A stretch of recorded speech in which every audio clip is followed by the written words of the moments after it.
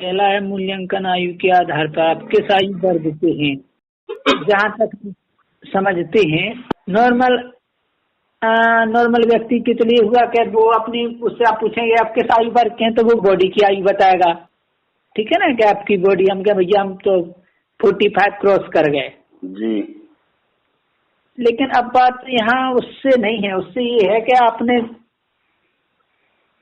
मतलब आपकी जो यात्रा है वो किस वर्ष स्टार्ट हुई है, वो आपका अनुभव क्या है, वो है मेरे हिसाब से। तो ठीक है, भले ही आप 60 साल के हो 80 साल के हो, लेकिन अगर आध्यात्म में आपको 10 साल का ज्ञान है तो मेरे हिसाब से आपकी आयु 10 वर्ष है।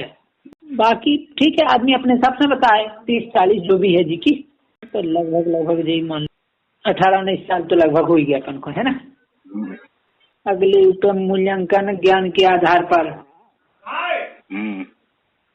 दूसरा पॉइंट आपने ये दिया है जी, आपको कितने विषयों का पूर्ण ज्ञान है जी।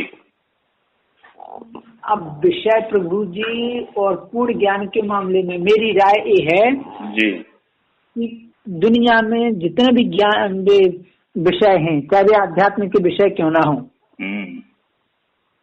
भाई हम तो आध्यात्म की चर्चा करें तो आध्यात्मिक ज्ञान के जितने भी विषय हैं जी, उनका पूर्ण ज्ञान एक का भी नहीं मुझे है जी।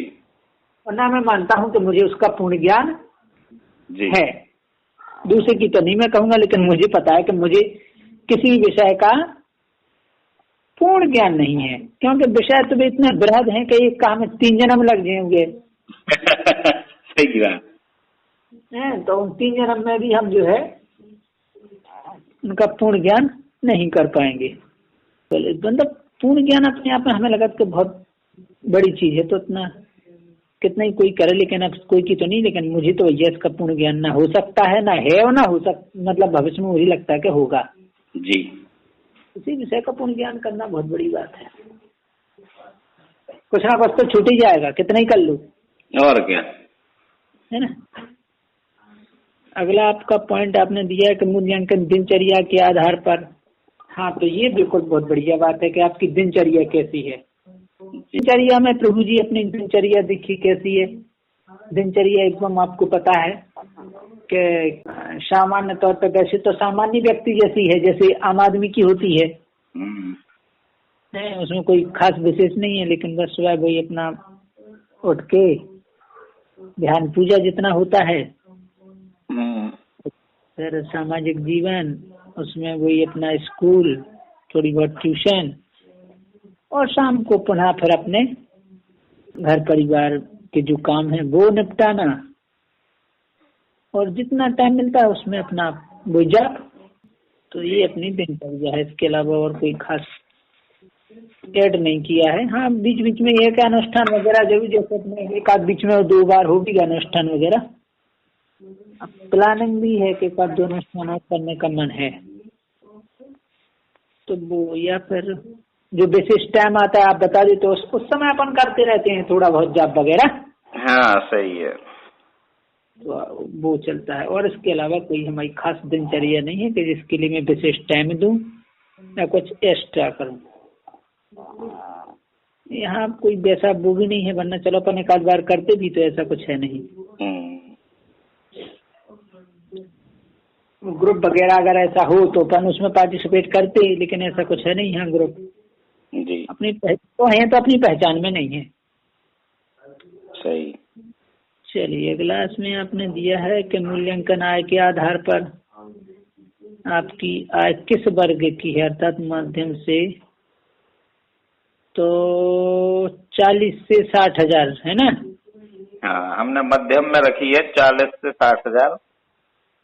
हाँ, तो यही कि मतलब जो ही मान लो कहीं 14, 15, 10, 25, 30 के लगभग मान लो, है ना जी। फिर प्रभु अगला पॉइंट आपने दिया मूल्यांकन गुणों के आधार पर, ठीक है जी। तो आप में सत्य, रज और तम में से किस गुण की प्रधानता अधिक है। जी।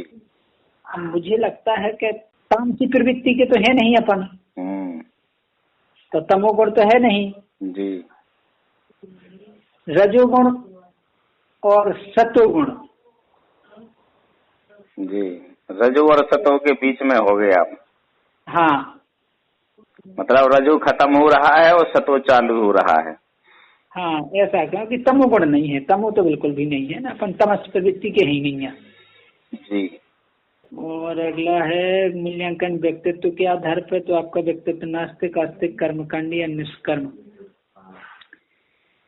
तो मेरे को लगता है कि देखो, पहली बात तो आस्तिक तो है ही, ईश्वर में विश्वास करते हैं, बस तो फिर एक ही चुनना है उसमें, तो और क्या है, तो अपन तो आस्तिक हैं। मूल्यांकन स्थिति के आधार आपकी वर्तमान स्थिति संसारी व्यक्ति साधक के सिद्ध में से है, तो अपन प्रभु ना तो पूरे साधक हैं, क्या साधना जैसी टोटल साधक तो नहीं है। आश्रम में होते क्यों ऐसे टाइप में होते तो साधक मान जाते जी, लेकिन साधक प्लस संसारी हैं जो है। जी जी, संसारी भी हैं और साधक भी हैं, ठीक है ना जी, मिले जुले रिजल्ट हैं जी। संसार की चीजें भी देख रहे हैं परिवार की जी, तो टाइम मिलता है प्रभु वो साधना के लिए भी अपना। जी। मूल्यांकन अवस्था के आधार पर वर्तमान समय में आपकी अवस्था मूर्छित, कल्पना या जागृत। तो मूर्छित तो है ही नहीं है जी, और कल्पना भी नहीं है जी, समझ गए, तो जागृत हैं। हाँ, मतलब अपन जा कैसे करते हैं कि हम उस चीज को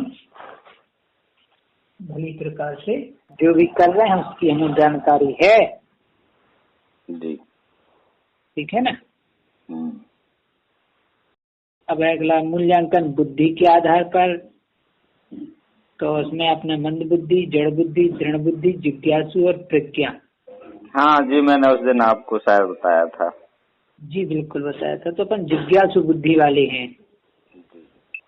प्रज्ञा बुद्धि है वह हमारी पूरी तरह से विकसित नहीं भाई, विकसित नहीं है, जड़ है नहीं है, मंद है नहीं है, दृढ़ है नहीं है। जिज्ञासु में आते हैं अभी तो जी, क्योंकि हम इसमें प्रज्ञावान नहीं है कि हमारी जो है प्रज्ञा बुद्धि जिज्ञासु की श्रेणी में है प्रभु जी, ठीक है। अगला क्वेश्चन आपका था मूल्यांकन इच्छा के आधार पर, आपकी इच्छा भौतिक, धार्मिक या आध्यात्मिक से। आप ये कह सकते हैं कि आध्यात्म तो है लेकिन धर्म से भी अपन जुड़े हुए हैं। धार्मिक होगा व्यक्ति तभी वो आध्यात्मिक की तरफ रुझान करेगा जी। अब धार्मिक नहीं होगा तो शायद मुझे नहीं लगता कि वो आध्यात्मिक की ओर जाएगा। सही बात है। धार्मिक आध्यात्मिक के लिए धार्मिक होना जरूरी है। सही बात है ना जी, क्योंकि अधार्मिक व्यक्ति आध्यात्मिकवादी तो हो ही नहीं सकता है, फिर कैसे होगा वो। सही। पहले धार्मिक होगा जब जाके वो आध्यात्मिक की ओर बढ़ेगा। भाई पहले class KG, first KG, second nursery जी करेगा, जब जाके वो प्राइमरी में आएगा, फिर मिडिल में, फिर हायर सेकेंडरी। बिल्कुल। मुझे ऐसा लगता है कि जो है धार्मिक के बाद ही आध्यात्मिक वाला व्यक्ति जी ज्ञान ग्रहण करने के उद्देश्य। लास्ट क्वेश्चन है आपका इसमें, है ना जी। तो आत्मकल्याण विद्वान बनने है सिर्फ जानकारी। तो जाहिर है देखो, जानकारी से तो दुनिया भरी पड़ी है ठीक है, और जानकारी करके हम करेंगे भी क्या, और क्या। और ना मेरा एक चीज और है, मैं कभी भी, मुझे चाहे कुछ आता हो चाहे नहीं आता, मैं कभी नहीं कहता कि मुझे कोई चीज आती है, और ना मैं उसका सही से विश्लेषण कर सकता हूँ जो चीज मुझे आती है, ये भी सही है।